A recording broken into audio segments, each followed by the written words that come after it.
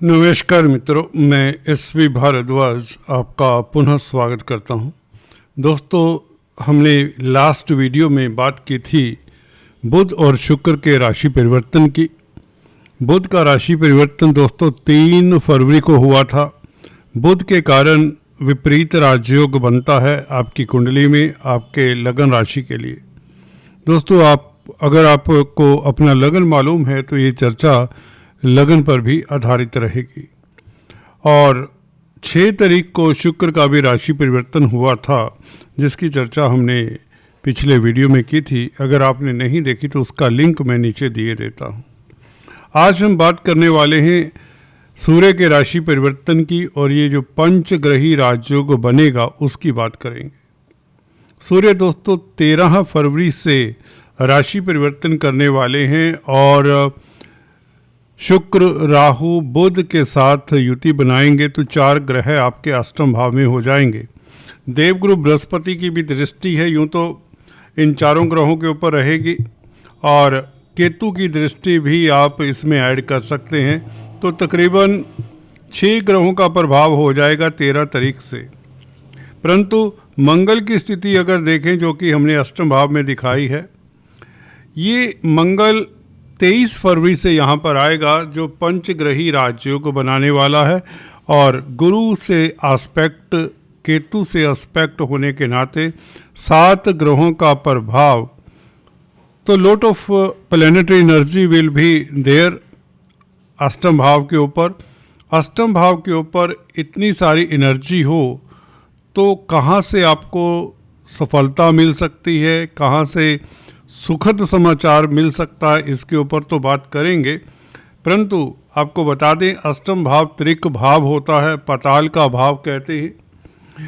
यहाँ से होने वाली जो घटनाएं हैं वह कई बार हमारी ज़िंदगी का मूल चूल परिवर्तन भी कर दिया करती हैं। दोस्तों, कुछ एरिया ऐसे होंगे जहाँ से हल्का सा सावधान रहने की ज़रूरत होगी, उसकी भी हम खुलकर चर्चा करने जा रहे हैं। तो दोस्तों, इस चर्चा को अंत तक देखेंगे तो ज्योतिष के बारे में भी जान पाएंगे। तो चलिए शुरुआत करते हैं। क्या कहते हैं सितारे, ये युति फरवरी और मार्च के महीने में आपको कैसे प्रभावित करती है, खासकर 13 तारीख से जो 4 ग्रहों का योग हो जाता है, इसकी चर्चा करते हैं। दोस्तों, चर्चा को आगे बढ़ाने से पहले आपसे निवेदन, अगर आप पहली बार हमारे इस चैनल को देख रहे हैं तो कृपया सब्सक्राइब करने के पश्चात बेल आइकन दबा लें, यही आपसे गुजारिश है। और राहु, बुध, शुक्र की युति बनी हुई है और ये अष्टम भाव में अच्छी है, क्योंकि तीनों ही ग्रह हैं जो मित्र हैं। और राहु तो आपको पता ही है, शुक्र और बुध की राशियों में उच्च का माना जाता है। तो राहु तो परम सुखद स्थिति में है आज की तारीख में। 13 तारीख से सूर्य का आ जाना, राहु सूर्य को ग्रहण लगाता है, ये बात तो हम नकार नहीं सकते। और 17 तारीख का वैसे भी ग्रहण है, जो हमारे देश में दिखेगा नहीं, हमारे देश में विजिबल नहीं होगा। तो इसका प्रभाव हमारे देश की जनता के ऊपर कुछ ज़्यादा नहीं पड़ने वाला।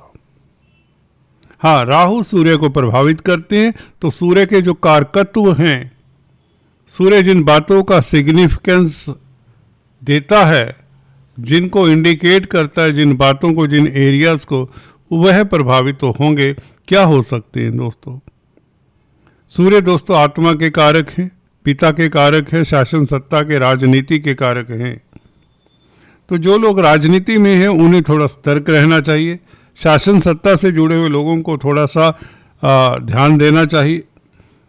किसी तरह का कोई इस तरह की बात नहीं कहनी चाहिए कि आप का बॉस आपसे नाराज हो। सरकारी तंत्र में खासकर जो कामकाज करते हैं उन्हें ध्यान देना चाहिए, अगर आपका कोर्ट कचहरी में पहले से मसला है। तो ये तो सूर्य का प्रभाव थोड़ा सा देखने को मिलेगा। और सूर्य दोस्तों द्वितीय भाव के मालिक है, तो धन भाव को देखते हैं। शुक्र, बुध और राहु भी देखते हैं। मंगल 23 तारीख से धन भाव को देखेंगे तो 5 ग्रहों का प्रभाव, केतु समेत 6 ग्रहों का प्रभाव धन भाव के ऊपर हो। कुटुंब का भाव भी यही है। तो धन की स्थिति तो बेहतर होती है, क्योंकि यहाँ पर शुक्र लाभ स्थान के मालिक है। धन भाव को देखे तो लक्ष्मी योग होता। मंगल 23 तारीख से यहाँ पर आ जाएंगे तो मंगल की भी दृष्टि होगी। मंगल आपके कैरियर के मालिक हैं और द्वितीय भाव अर्थ त्रिकोण का हिस्सा भी है, तो कैरियर के लिए अच्छा समय हो जाता है बाय डिफ़ॉल्ट कहें, या आपकी किस्मत कुछ अच्छी है इस मामलात में कि मंगल का सेकंड हाउस को देखना अच्छा ही कहा जाएगा, क्योंकि यहाँ पर भी सिंह राशि है जो कि मित्र के साथ होंगे, सूर्य के साथ होंगे, मित्र के घर को देखेंगे तो मित्र के घर की रक्षा तो होगी। केतु यहाँ पर कोई ज़्यादा दिक्कत नहीं दे पाएगा। जैसे ही मंगल आ जाता है आपके धन की स्थिति बेहतर होती है, पारिवारिक स्थितियाँ अनुकूल रहेंगी, घर में मेहमानों का आना जाना लगा रहेगा और कोई उपलब्धि, कोई एसेट्स मिलने के योग बनते हैं। देखिए अष्टम भाव में अक्सर हम बताते आए हैं जो ग्रह होते हैं बुरा फल देते हैं, परंतु जब शुभ ग्रह होते हैं अष्टम भाव में तो अच्छा फल भी देते हैं। यहाँ पर सूर्य और मंगल आपके लिए कारक ग्रह हैं, खासकर मंगल आपके लिए कारक ग्रह हैं। सूर्य तो चलिए द्वितीय भाव के मालिक हैं जो कारक नहीं कहा जा सकता, परंतु धन भाव का मालिक है तो इसलिए सूर्य भी बुरा नहीं है। बुध शुक्र तो यहाँ पर अच्छा ही फल देते हैं। आपको बता दें बुध तो विपरीत राजयोग भी बना रहा है, तो और शुक्र लाभ स्थान का मालिक अष्टम भाव में बैठे तो गोपनीय तरीके से आपको लाभ होता है। रिश्वत का भी इस अवधि में पैसा मिल रहा करता है। कई बार ऐसा होता है कि आपका धन कहीं फंस गया है, कहीं आपने कोई प्रॉपर्टी परचेज की थी, उस प्रॉपर्टी वह डिस्प्यूटेड प्रॉपर्टी निकली तो कोर्ट कचहरी में उसका पता चलता है कोई इशू है, तो इस कारण भी वह पैसा प्रॉपर्टी में फंस जाता है। तो ऐसा पैसा भी निकलने के योग बन जाते हैं। इस तरह की स्थितियों में अचानक से लाभ के योग बनाता है अष्टम भाव, और कई बार तो लिगेसी इत्यादि से वसीयत, इंश्योरेंस इत्यादि का पैसा भी मिलते देखा गया। इस तरह की स्थितियों में शुक्र की स्थिति बहुत अच्छी है, क्योंकि शुक्र उच्च अभिलाषी है। भूलना नहीं है शुक्र शनि की राशि में उच्च अभिलाषी होता है और बुध के साथ है। बुध विपरीत राजयोग बनाता है, विदेशों से सफलता के योग बनाता है, एक्सपोर्ट इंपोर्ट के कार्यों में सफलता मिलती है। मल्टीनेशनल कंपनीज में अगर काम काज कर रहे हैं तो आपको कोई ना कोई नया अवेन्यू, कोई बड़ी राहत मिल जाती है। होता है दोस्तों, जब आप विपरीत राजयोग का मतलब ही यही होता है, जब आप थक जाते हैं, जब आप परेशान होते हैं, तब यह विपरीत राजयोग जैसे कहते हैं ना सिल्वर लाइनिंग की तरह उभर कर आता है। एक हॉरिजन पर के ऊपर जैसे कि एक लाइट सी नजर आती है आपको। ये बुध का प्रभाव इस तरह का देखने को मिलेगा और कहीं ना कहीं विदेशों से लाभ, मेडिकल क्षेत्र से लाभ, अध्यात्म से लाभ, पराविद्याओं से लाभ, कम्युनिकेशन से सुखद समाचार मिले, क्योंकि बुध शुक्र के साथ जब तक रहेगा, सूर्य के साथ रहेगा 23 तारीख तक। अगर हम इस गोचर को देखें 23 फरवरी तक, जब तक मंगल नहीं आते, क्योंकि मंगल बुध के साथ अच्छा योग नहीं बनाते, इसे हम मंगल बद योग भी कहते हैं, तो उसकी चर्चा अभी करते हैं। 23 तारीख तक की बात सुन लें, जो मैं बता रहा हूँ ये समझिए 23 तारीख का ही बता रहा हूँ, क्योंकि यहाँ पर मंगल नहीं होंगे। ये 4 ग्रह बुध, शुक्र और राहु तथा सूर्य अच्छा ही फल देंगे। हाँ, सूर्य प्रभावित होते हैं, सरकारी तंत्र इत्यादि जिसकी बात की वहाँ से सतर्क रहें। हाँ, आप अपने पिता के स्वास्थ्य का ख्याल रखें, पिता के साथ वैचारिक मतभेद न हो, इसका भी ध्यान दें। तो इसके लिए आपको थोड़ा सा ध्यान देना चाहिए सूर्य के फलों को लेकर, और सूर्य के निमित्त आदित्य हृदय स्तोत्र का जाप करना चाहिए, और कहीं ना कहीं गुड़ गेहूं का दान जरूर कर दें आप। रविवार के दिन गुड़, जैगरी जिसे कहते हैं, उसका दान करें, या मोंकिस को आप चना गुड़ इत्यादि खिला सकते हैं, बनानास खिला दें, क्योंकि मंगल भी 23 तारीख से यहाँ पर आ ही जाएंगे। ठीक है, तो हम बात कर रहे थे यहाँ पर ये जो 5 ग्रह 23 तारीख से बनेंगे। मंगल देखिए कैरियर के मालिक हैं, 10th लॉर्ड अपनी राशि से 11वें में, मेष राशि से 10th हाउस से मंगल का 11वें भाव में बैठना, तो कैरियर को लेकर कोई दिक्कत नहीं होगी। अष्टम भाव में मैंने अक्सर पाया है कि 10th लॉर्ड का बैठना बुरा नहीं होता। हाँ, ऐसी स्थिति में ये भी होता है कि परिवर्तन जरूर हो जाते हैं। ऐसे व्यक्ति जिनका मंगल, अगर आपका दोस्तों कर्क लगन है, अगर मंगल आपका अष्टम भाव में है तो आपको कैरियर में बदलाव देखने को मिला करते हैं। आप कई कंपनियां चेंज करते हैं, कई बार रोजगार भी अगर करते हैं तो वह भी चेंज कर सकते हैं जिंदगी में।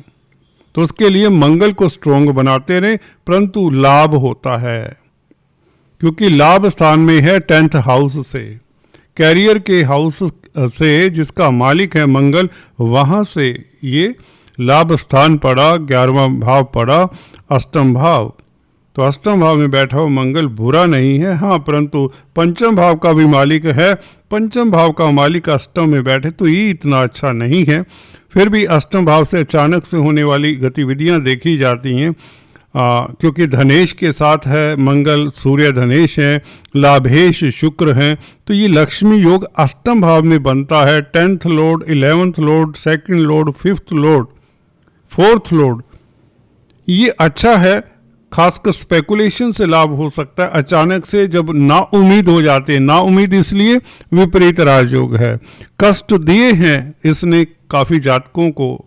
इस तरह की स्थितियों ने राहु के ग्रास्प में है, क्योंकि बुध, शुक्र, मंगल और सूर्य, तो कहीं ना कहीं दुविधाओं के बाद आपको स्पेकुलेशन से लाभ होता है। 100 बात की एक बात, हाँ, संतान का फिर भी ख्याल रखें, उनकी भावनाओं को समझें, उनके स्वास्थ्य इत्यादि का ध्यान रखें। और इसलिए आपको मंगल के उपाय, हनुमान चालीसा इत्यादि पढ़ते रहना चाहिए। और मंगलवार के दिन बताशे बांटे तो अच्छा रहेगा।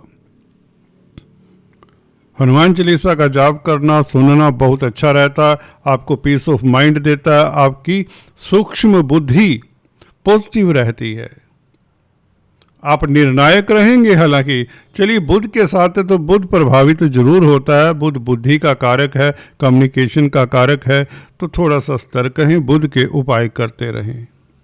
कोई डॉक्यूमेंट इस अवधि में साइन ना करें तो अच्छा होगा। जी दोस्तों, कब से कब तक? 23 फरवरी से लेकर जब तक बुध आगे नहीं चले जाते आपको ध्यान देना होगा। जब तक मंगल बुध का साथ है तो आपको कोई डॉक्यूमेंट साइन नहीं करना चाहिए।